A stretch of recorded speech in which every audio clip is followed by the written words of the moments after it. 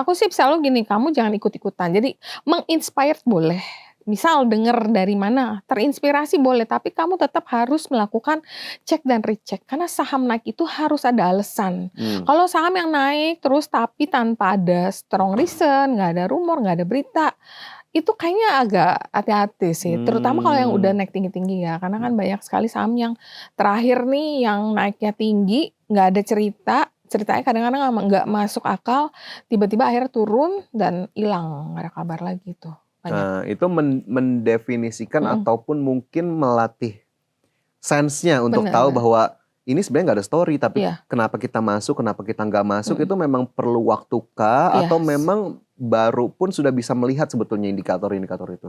Biasa yang sering aku tanamkan, kalian harus rajin baca aja. Baca, dari baca pagi-pagi tuh kayak, aku sering baca juga dari IDX channel punya news, itu banyak banget very updated. Jadi dari sini, oh kayaknya ada berita nih misalnya mau pemangkasan RKAB batubara, itu bisa menjadi sentimen.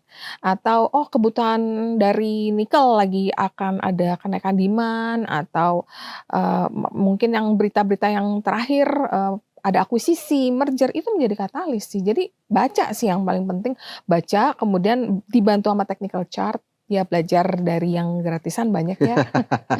Belajar untuk melihat indikasi nih spike-nya apakah diikuti dengan volume yang tinggi atau cuman naik tapi volumenya kecil, biasa tuh agak mesti hati-hati sih. Karena itu gampang sekali dimanipulasi kalau transaksi dikit tapi ternyata teknikalnya naik gitu. Nah itu sih. Jadi rajin baca ya. Benar. Kulik-kulik sana sini dari berita, bahkan mungkin kalau udah ngerti cara baca laporan keuangan, dilihat juga rilisnya seperti apa gitu ya Mbak. Tapi kalau aku mundur sedikit Mbak Rita ini sebenarnya udah berapa tahun, berapa lama di pasar modal? Udah cukup lama dan udah mengalami krisis, berkali-kali krisis. Nah mungkin nanti kita juga akan ngomongin tentang krisis MSCI ya. Jadi ya udah cukup lama sih. Sudah cukup lama ya. Tapi lagi-lagi kayaknya baca tuh jadi satu hal yang memang gak pernah berhenti ya. Benar, karena yang tadi aku bilang, saham naik pasti ada alasannya, ada strong reason membuat saham itu naik tinggi gitu. Nah dari baca itu kita kadang ada rumor, kayak kadang dikutip juga kan rumor, atau ada news ini, news akuisisi. Nah itu menjadi salah satu acuan juga sih. Akhirnya bisa nyambungin ya antar titik sini ke sini. Oh jadi kesimpulannya kemana untuk satu saham. Dan ini mungkin banyak berteman kali ya. Kan di stock market itu kadang-kadang kalau menurut aku kayak satu big picture. Misalnya aku ketemu Mas Fajar, Mas Fajar apa yang menarik? Saya baca nih ini nih. Ada berita ini, oh aku dapat inspired dari Mas Fajar tentang saham ini dan dapat sepotong gambaran. Kemudian aku misal ketemu dengan teman lain, mereka ternyata membahas saham yang sama tapi dari angle yang berbeda. Nah setelah beberapa orang kita kumpulkan menjadi big picture, biasanya itu jackpot. Gitu kan. Jadi nggak ada cuan yang gampang sih, nggak ada. Tapi lagi-lagi justifikasinya dikembalikan ke kita ya, masing-masing sebagai investor. Nah kalau udah dengan pengalaman yang panjang, Mbak Rita nih sebetulnya kategorinya investor atau trader. Dan kalau ngelihat saham, ada nggak sih saham yang dari lama banget masih dipegang sampai sekarang? Mungkin kalau aku boleh dibilang kayak hybrid kali ya. Jadi kadang aku berinvest agak lama, kadang aku terpaksa harus trading karena oh ini kayak momentumnya udah hilang, atau secara teknikal kayaknya naiknya terlalu cepat. Nah biasa kalau naik terlalu cepat akan terjadi koreksi juga. Nah tapi ada sih saham yang aku simpan lama, kayak ada satu saham yang di backdoor listing. Waktu itu kebetulan aku beli di FCA. Sebenarnya aku beli tuh harga udah naik juga sih, tapi masih di bawah 100. Nah setelah selesai akuisisi dengan beberapa perkembangan dan beberapa perubahan bisnisnya, akhirnya harga sempat mencapai 700. Nah itu aku masih hold. Masih hold. Jadi yang kayak gini aku invest ya, karena ada cerita panjang yang kita kawal gitu. Tapi karena ceritanya kayaknya udah selesai, terus kayaknya udah terpenuhi nih semua berita-berita atau rumor-rumornya, ya udah kita baru take profit. Oke, berarti hybrid nih teman-teman investor, trader ngelihat momentum apa yang bisa dimanfaatkan, bisa direalisasikan. Kalau sahamnya tadi salah satunya ada ya, meskipun nggak disebut nggak apa-apa deh ya, tapi tadi salah satunya dari backdoor listing. Kalau sektor sendiri, ada nggak sih sektor mungkin yang sekarang lagi in banget, lagi diliatin banget, atau mungkin yang kemarin-kemarin juga sempat jadi catatan sendiri buat portonya Mbak Rita? Mungkin, nggak satu, tapi ada 2 sektor yang menurut aku sangat menarik untuk saat ini, yaitu komoditas dan, pelayaran. Karena kita kalau pelayaran tadi mungkin kita ada ngobrol dikit masuk ke super cycle di sektor pelayaran itu. Bolehlah dibahas dikit lah kalau pelayaran, kenapa tuh Mbak Rita? Ya pelayaran tuh, kemarin tuh ada berita bahwa, pemerintah lagi menggodok akan memberikan insentif untuk, eee, galangan kapal. Jadi untuk pengadaan, kapal, untuk dia punya beli spare part akan diberi insentif dengan, pajak nol.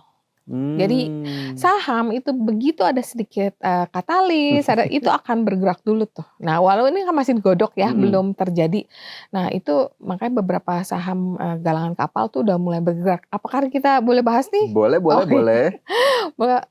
Perusahaan, atau emiten yang bergerak di, ada galangan kapalnya itu kayak Soci itu udah 700 ya terakhir ya. Jadi naiknya tuh udah lumayan tinggi. Habis itu ada SMDR yang masih di kisaran kalau nggak salah harga 600 Ini kita sekian. 19 Februari ya, harga Iya, 19 tanggal Februari 19 ya. Februari.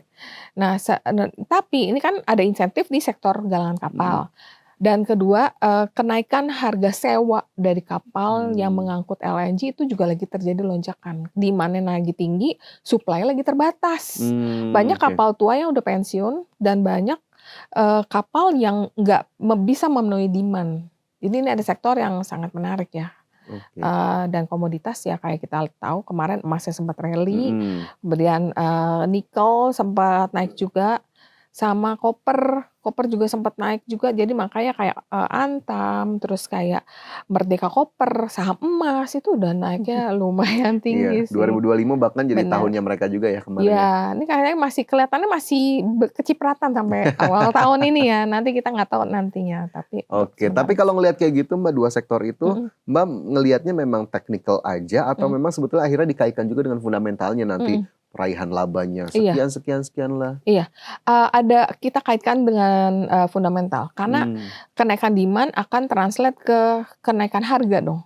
Harga naik yang biasanya contoh kayak mereka sewa kapal, karena kemarin aku baru, belajar edukasi, webinar edukasi dengan Bull, itu dijelaskan dia sewanya dulu harganya cuman berapa, sekarang kan ada kenaikan, harganya kan naik tinggi. Naik tinggi ya otomatis laporan keuangannya akan terdongkrak karena kenaikan harga yang dia sewakan itu. Jadi ujung-ujungnya akan ada re-rating namanya. Re-rating itu membuat harga saham itu naik, tapi memang ada fundamental, ada alasannya. Jadi memang ada kaitannya. Mungkin ada saham Konglo kayak dulu ya itu bertumbuh, itu kaitannya karena dia growth. Jadi ya valuasi jadi terpinggirkan lah karena ada pertumbuhan atau ada akuisisi. Oke, jadi kalau memang tadi pemahamannya sudah lumayan menyeluruh, akhirnya bisa nyambung ya, enak akhirnya untuk kemudian nanti keputusannya di hold kah, beli kah, atau mungkin harus dijual kah. Nah itu mungkin menjadi catatan sendiri 2 sektor. Saya ulang sekali lagi tadi diperhatikan sama Mbak Rita ya. Ada komoditas, ada juga perkapalan ataupun pelayaran. Nah mungkin bisa jadi catatan juga untuk teman-teman.